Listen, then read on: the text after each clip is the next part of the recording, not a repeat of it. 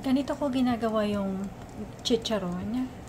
Pinapakuluan ko muna, tapos dinadry ko siya, tapos hihiwain ko ng ganito kalalaki, tapos ilalagay ko sa freezer. Ayan. Ito ay galing sa freezer. Tapos ganito na siya. Idadry ko pa ulit yan.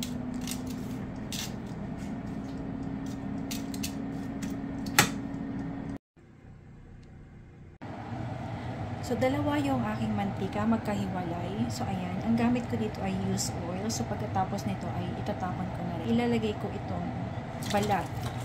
Ayan. So, ibababad ko yan ng 20 minutes. Pero mainit na yan. Like, medium heat. Nasa medium heat yan. Ayan.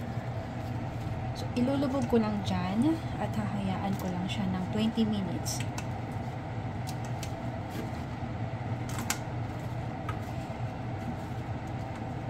At ito naman ay pinapainit ko lang para ready na siya mamaya. So, hayaan lang natin nakalubog dyan.